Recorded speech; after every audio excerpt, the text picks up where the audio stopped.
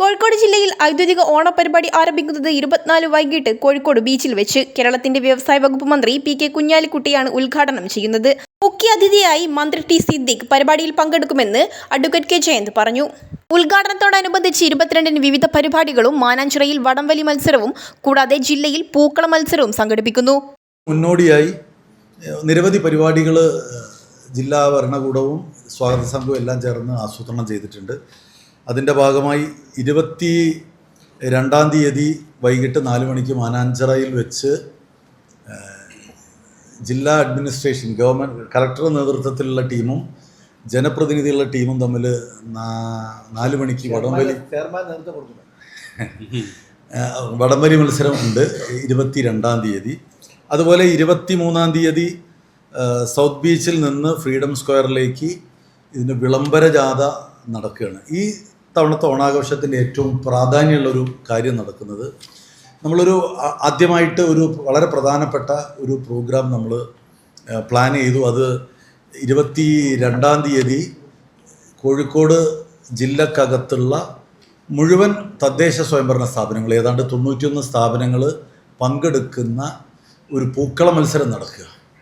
അത് ആദ്യമായിട്ടാണ് നടക്കുന്നത്. ആ ഒരൊറ്റ പ്രോഗ്രാമോടുകൂടി തന്നെ ജില്ലയിലുള്ള മുഴുവൻ ജനങ്ങളെയും ഈ ഓണാഘോഷവുമായി ബന്ധപ്പെടുത്തി അതൊരു സാധാരണഗതിയിൽ നമ്മൾ നഗരം കേന്ദ്രീകരിച്ച് നടക്കുന്നതിൽ നിന്ന് വിഭിന്നമായിക്കൊണ്ട് ജില്ലയിലാകെ ഈ പ്രോഗ്രാമിൻ്റെ ഒരു കേർട്ടൺ റൈസർ എന്ന നിലയിൽ പൂക്കള മത്സരം നടക്കുകയാണ്. വളരെ സുതാര്യമായ രീതിയിലാണ് നമ്മൾ അത് നടത്താൻ തീരുമാനിച്ചിട്ടുള്ളത്. മത്സരത്തിൻ്റെ വിധി നിർണയം സാങ്കേതിക മികവോടും പൂർണ്ണ സുതാര്യതയോടുമാണ് നടത്തുന്നത്. തത്സമയ ലൈവ് വീഡിയോ നിരീക്ഷണം, ജിയോ ടാഗ് ചെയ്ത ഫോട്ടോകൾ, വീഡിയോ സ്കാനിങ് എന്നിവയ്ക്കൊപ്പം ഫിസിക്കൽ പരിശോധനയുണ്ടാകും. വിധി നിർണയം മത്സരത്തിൻ്റെ ഒരു പ്രധാന പ്രത്യേകത പരിസ്ഥിതി സൗഹൃദ സമീപനമാണ് നമ്മൾ തീരുമാനിച്ചിട്ടുള്ളത്. പ്ലാസ്റ്റിക്, കൃത്രിമ നിറങ്ങൾ, സിന്തറ്റിക് വസ്തുക്കൾ എന്നിവ പൂർണ്ണമായി ഒഴിവാക്കി 100% പ്രകൃതിദത്ത വസ്തുക്കൾ ഉപയോഗിച്ചാണ് പൂക്കളം ഒരുക്കുന്നത്.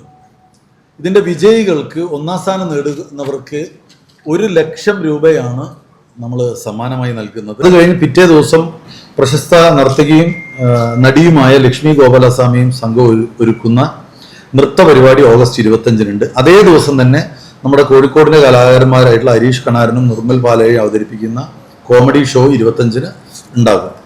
ഓഗസ്റ്റ് 26-ന് നരേഷ് അയ്യർ ആൻഡ് പാർട്ടിയുടെ പ്രോഗ്രാമും ധ്വനി തരൻ കൊച്ചി അവതരിപ്പിക്കുന്ന ഡാൻസ് പ്രോഗ്രാം, 2 പ്രോഗ്രാമാണ് 26-നുള്ളത്. അതുപോലെ തന്നെ ഓഗസ്റ്റ് 27-ന് ഹരിശങ്കർ ആൻഡ് പാർട്ടി അവതരിപ്പിക്കുന്ന ഗാനമേളയും ബിജുല ബാലകൃഷ്ണൻ അവതരിപ്പിക്കുന്ന കുച്ചിപ്പടി നൃത്തവും ഉണ്ടായിരിക്കുന്നതായിരിക്കും. 28-ന് കേരള സർക്കാരിൻ്റെ സാംസ്കാരിക വിനിമയ കേന്ദ്രമായ ഭാരത് ഭവനും സൗത്ത് സോൺ കൾച്ചറൽ സെന്ററും സംയുക്തമായി ഒരുക്കുന്ന ഓണാഘോഷ പരിപാടി ഇന്ത്യൻ വസന്തോത്സവം 2026.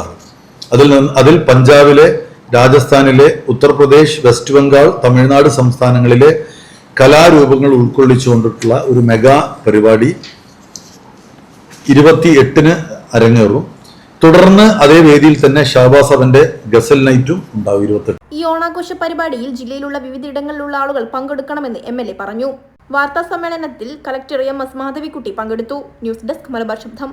ഈ ഓണത്തിന് നിങ്ങളും ട്രെൻഡിംഗ് ആകും. എങ്ങനെയെന്നല്ലേ? ഓണത്തിനൊരുങ്ങാൻ നിങ്ങൾക്കായി ട്രെൻഡിയും ട്രഡീഷണലുമായ വസ്ത്രങ്ങളുടെ വമ്പൻ കളക്ഷനുകളാണ് മറ്റെങ്ങുമില്ലാത്ത വിലക്കുറവിൽ ശോഭികയിൽ ഒരുക്കിയിരിക്കുന്നത്. അപ്പൊ ഇനി വൈകിക്കേണ്ട, ഈ ഓണം ശോഭികയ്ക്കൊപ്പം സ്റ്റൈലിഷ് ആക്കൂ. Shobhika trend Onam, tradition Onam. Shobhika weddings, Kozhikode, Malappuram, Kasaragod.